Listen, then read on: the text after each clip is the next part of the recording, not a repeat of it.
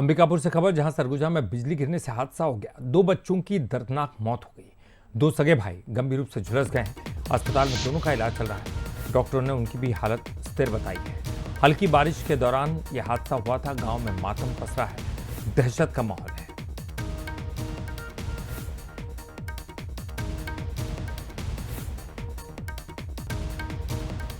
तो 2 सगे भाई गंभीर रूप से झुलसे हैं। बिजली गिरने से बड़ा हादसा हुआ है। 2 बच्चों की तो मौत हो गई और 2 सगे भाई गंभीर रूप से झुलसे हैं। एडमिट किया गया है, उनका इलाज चल रहा है। फिलहाल डॉक्टरों ने उनकी हालत स्थिर बताई है। राजधानी रायपुर में एक घर के अंदर मिली 5 लाशों ने पूरे शहर को हिलाकर रख दिया।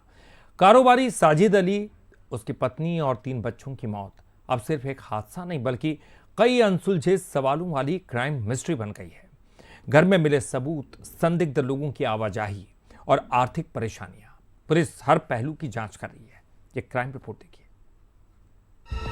5 मौत, एक बंद कमरा और कई सवाल। रायपुर के संजय नगर में जिस घर में कभी परिवार की आवाजें गूंजती थी, आज वहां पुलिस की जांच और सवालों का पहरा है। शुक्रवार रात संजय नगर के इस मकान का दरवाजा जब पुलिस ने तोड़ा तो अंदर का मंजर देखकर हर कोई सन्न रह गया। कमरे में पत्नी और 3 बच्चों के शव पड़े थे, जबकि बैटरी कारोबारी साजिद अली फंदे पर लटका मिला। एक परिवार के 5 लोगों की मौत ने पूरे इलाके में सनसनी फैला दी। परिवार 8 महीने पहले ही इस इलाके में रहने आया था। बहुत ही नॉमिनल किराया था, 3,500-4 हज़ार रुपये महीने का था।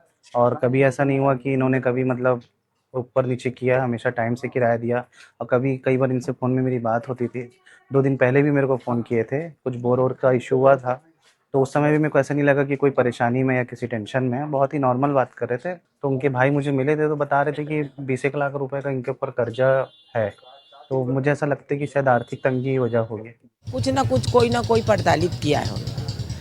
2-3 दिन से लोग आ रहे थे। कल भी 8 बजे, कल भी 2 लोग आए बोलते, 1:30 बजे के टाइम भी आए हैं। और उनके आधा घंटा हमारे पता चलने के पहले भी आधा घंटा कोई आके खटखटा, कोई रेकी करता रहता था। हाँ, आधा घंटा पहले भी कोई खटखटा, वो पूछे नाम से तो कोई नहीं जानता है।